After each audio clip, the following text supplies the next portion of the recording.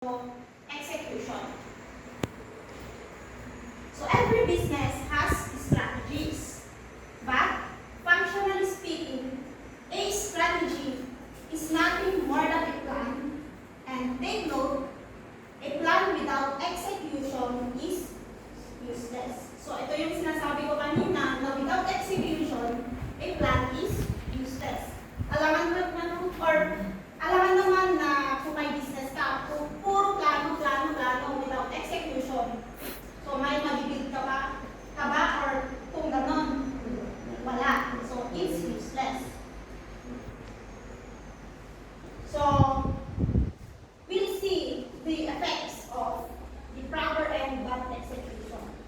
So proper execution, sabi dyan, is the key element that can take a simple idea and turn it into a profitable and inspiring business. However, for a bad execution, it can easily ruin a brilliant idea and turn into pile of debts and bunch of burned out people. So in short, if you want to have a success updated of your measures in the process, so dito, you must keep in track daily, monthly, or daily, weekly, or monthly, or shall we say, keep in track in the entire process of business. Okay? Entire process of business must be kept in track. Next is always examine your process. So, examine mo na yung process mo. So dito, it indicates now the successes. You will determine here yung mga failures or any corrections along the process of your business. Okay? Any question before we proceed to the next topic? None. Again. So, we will discuss here the effects of improper. Kung sinabi natin improper or improper execution of business plan.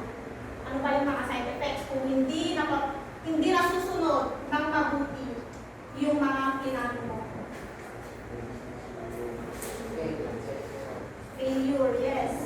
In the end, kasi failure of business. Correct. First, lack of direction.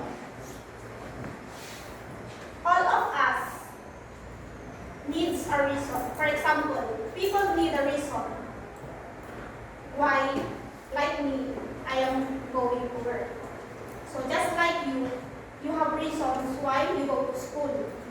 Alangan namang wala kayong reason kung bakit kayo nagpapasok. Baka meron sa inyong ganon. Meron ba? You don't have a reason why you go to school.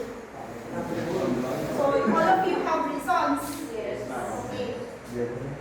Because lack of direction in a business, since we are talking about business.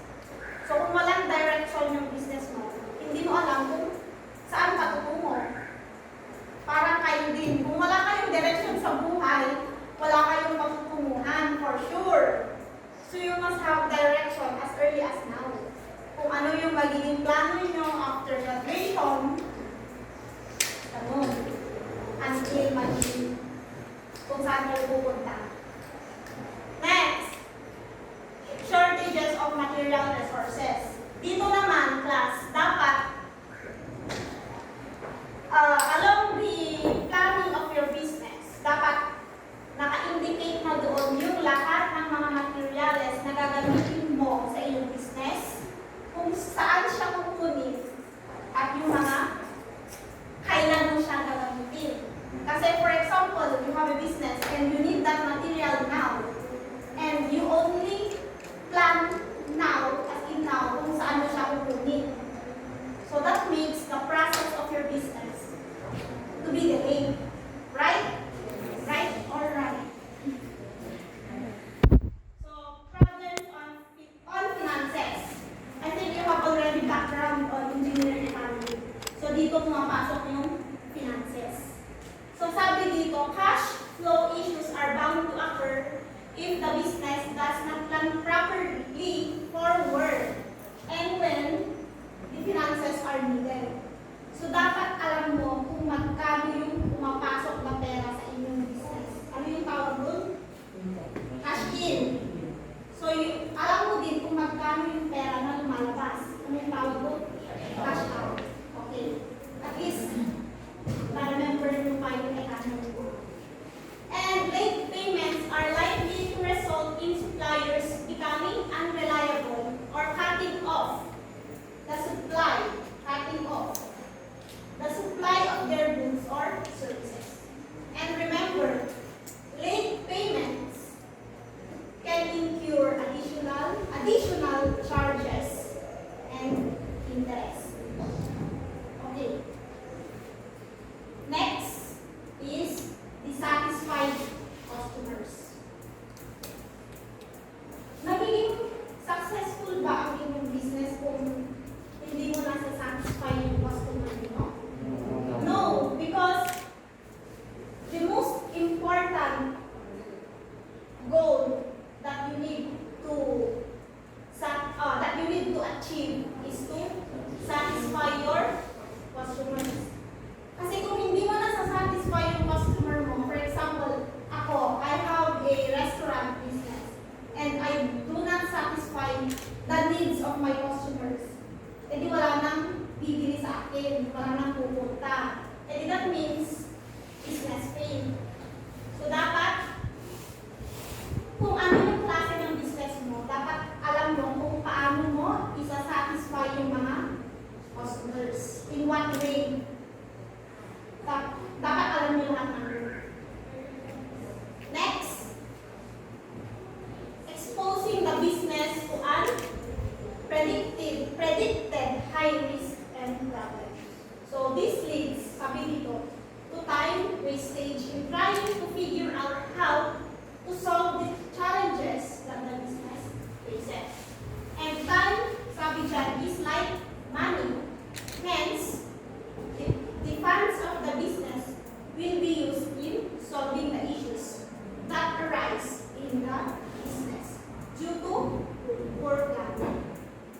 So, kung ano man ang resulta ng poor planning mo is parang aapektahan niya yung money since any poor planning will be para gagamitin mo yung money para solve. Right? So next is business plateau. So dito naman, class, ang ibig sabihin niya, does anyone wants to explain business plateau? Or what do you mean by this, business plateau? Anyone? Anyone?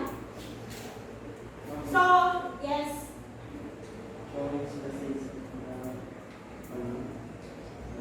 Kindly stand, Mr. Stand. Showing the status of the business from the increase of sales and the satisfaction of customers. Okay, yes. Ito class, ang ibig sabihin niyan is that your idea now might not be as effective in the next 10 years, for example. Since the satisfaction of your customers goes with the advancement of technology. For example, now, ano ba yung advancement ng technology na alam niyo? Pwede. O for example, me, I have again, restaurant. So, pwede akong magpakabit ng Wi-Fi, right? To attract more customers. So that idea might not be as effective in the next 10 years since di natin alam kung ano pa yung mga advancement in technology soon. So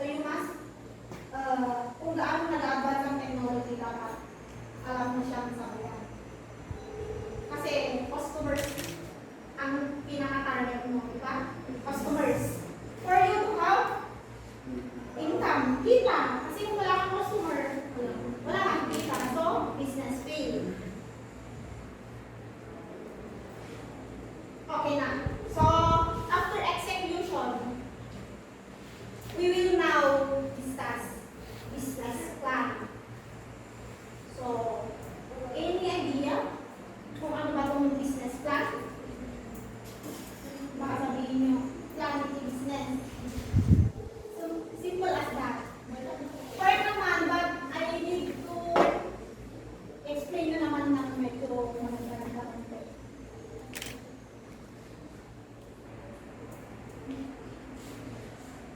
What? Business plan? So business plan is a technical plan that you cannot, hindi mo siya pwedeng bilhin lang sa store. However, it is a plan that you can look back to kung saan na yung progress ng inyong business. Bakit ko sinabing hindi mo pwedeng bilhin lang sa store? Kasi every business has different strategies, tactics, or different plans in a business. So, sarili-sarili yun. Pwede kang mag-base, pero depende sa'yo kung paano mo siya i-plan, kung ano yung business mo. So, kung mababasa nyo dyan, is a written document that describes in detail na dapat how a business, usually a startup, wherein, ito yung pinaka-importante, dapat it contains your objectives. And how are you going to attain your objectives? Achieving the goal.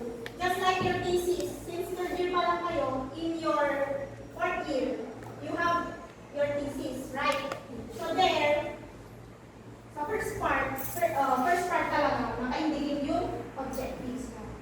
So, along that way, paano nyo ma-achieve yung objectives? Dapat naka-state yung goal. Okay? Yes. Next. So, I cited some examples of business plan or business industry in engineering world, since you are future engineers. After 1 year, engineer na kayo. So, sample of these are, supply of sand and gravel. Especially for civil engineers, since I have one student in civil engineering. Next, start manufacturing bricks and block.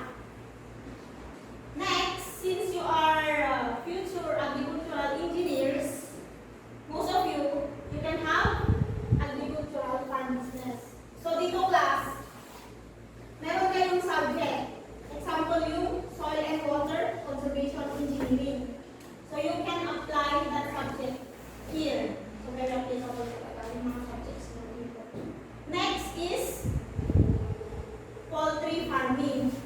So meron kayong agricultural structure. So I will handle that. So you will be my student next time. So pwede nyo gamitin yung mga ideas ko, since isang subject naman yun sa curriculum na. So meron yung poultry farming. Capital. What do you mean by capital? Capital. Ano yung capital?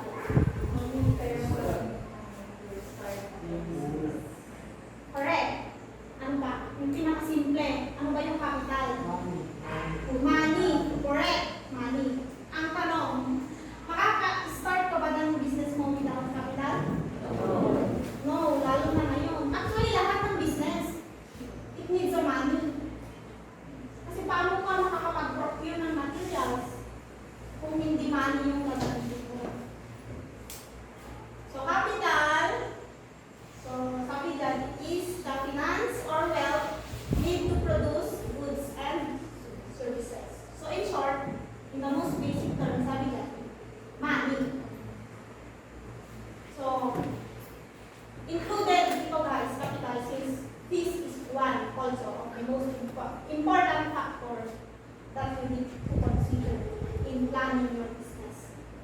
capital.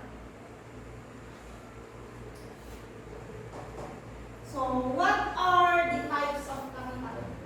Tapos yun na ang engineering economy mo. Ano yung mga types of capital na alam mo?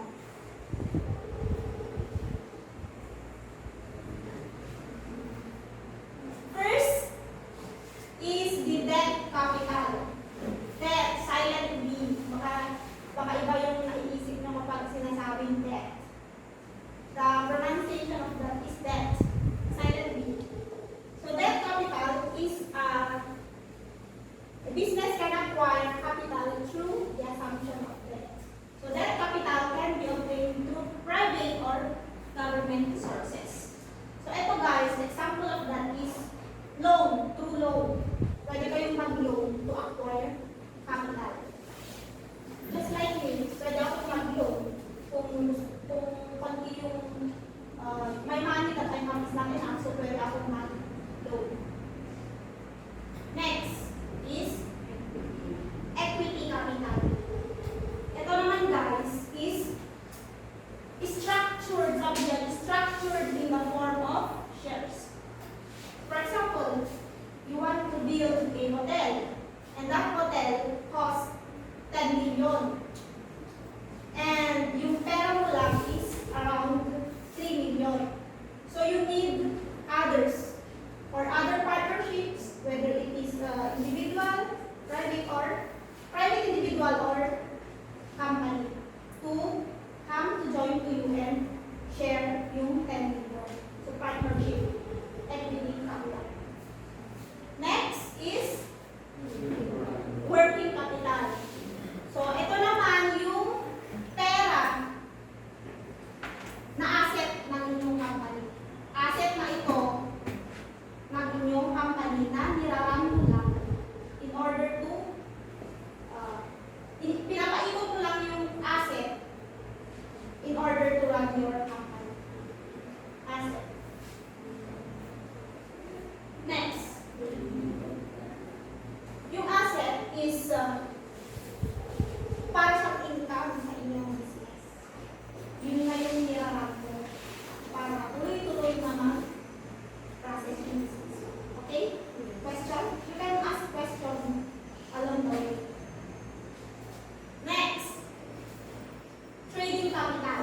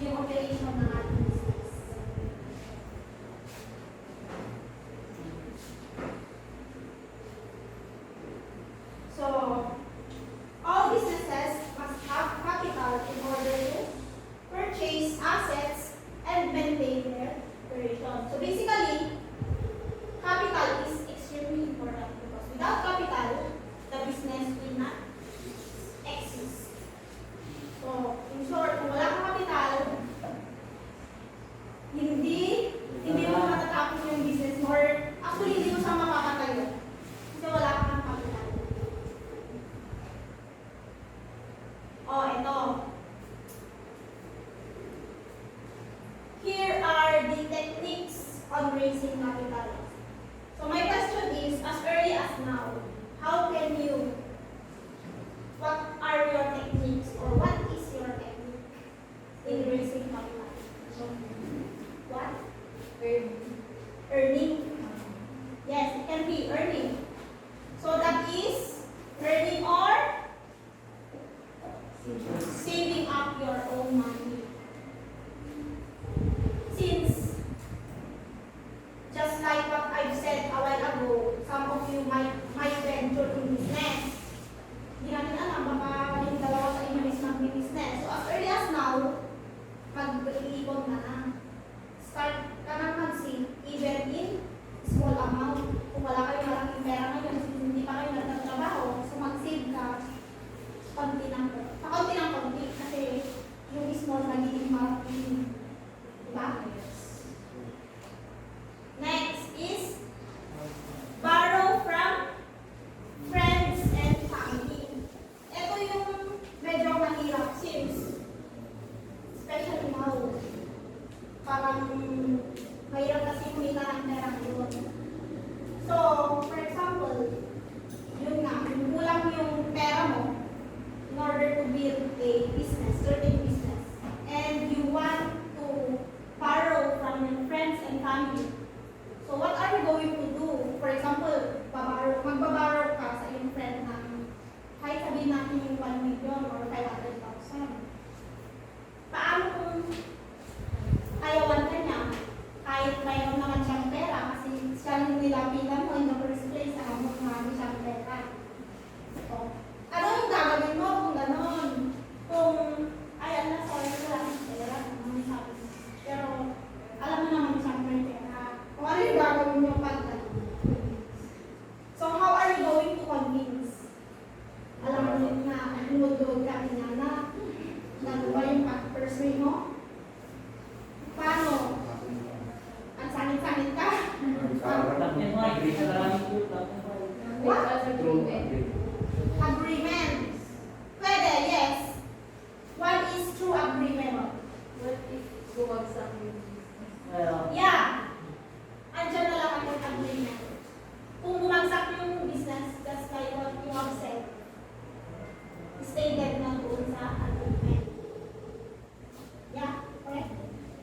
One way to persuade them is that you will, ipapakita mo sa kanila yung business plan mo. After this topic, we will discuss we will also discuss paano yung parts ng business plan. So, dapat meron kang maayos na business plan and the proper execution of it. So, pwede mong ipakita yun. So, in that way, they can be persuaded. Ay, parang maganda yung business mo. I think I can also make some profit from that. So, kung sabihin gano'n, o syempre, sige, bigyan kita na. So, magkano ulit yung kinuha mo? 500,000, sige, bibigyan kita. So, okay? Paano kung interest kung Doon na nakalagay yung lahat, written agreement, kung paano yung agreement nyo, kung sabihin niya 1%, 1% actually, or bahala na kayo kung ano yung agreement nyo. Kung ilan yung interest, magbibigay ba siya ng interest, or hindi na, since friends naman kayo. Or kung yung agreement nyo naka-state doon na yung pera mo na pinahiram sa'yo yung 500,000, after 5 years, it should be double. Naka-indicate na lahat doon. Any more question? Next is getting a business loan. Parang kanina lang, pwede kang mag-loan. Para ako, pwede ako mag-loan. Pero yung doon, dapat yung tinitignan mo doon is kung saan ka bangko mag-loan. Dapat yung may pinakamaliit na interest. Correct. Interest. Kung nagdagdag interest ni bank yan, syempre, pang ka dyan, punta ka sa kabilang bank.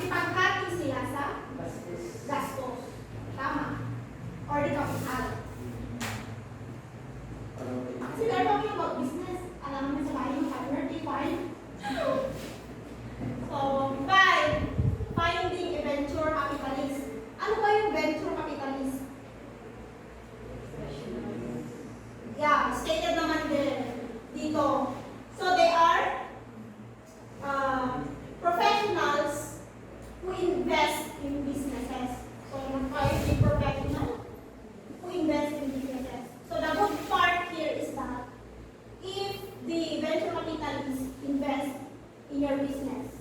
That means they see a good future in your business.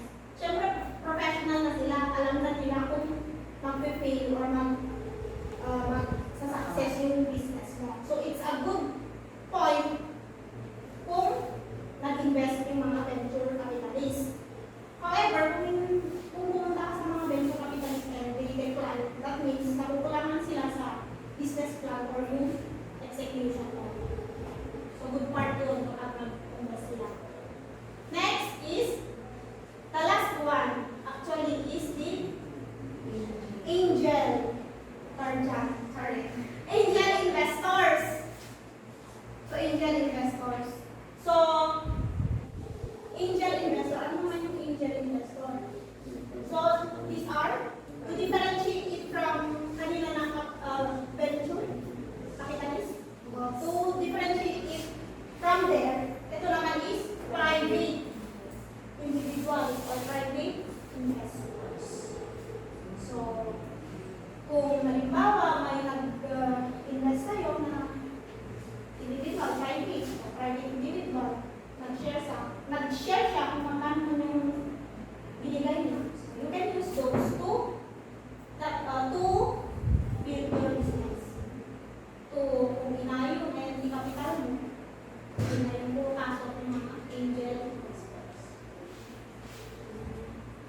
So, that ends our topic. So, next meeting, we will discuss yung parts ng business plan. Alam niyo na ba gumawa ng business plan? Hindi pa. So, ituturo ko next meeting.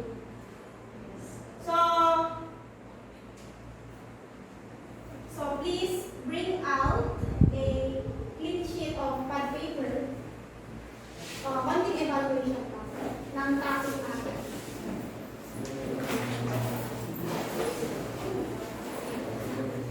Sir, matulog ka sa video amin. Sir! Video? Saan ang video amin? I-edit mo. Nakulong di card.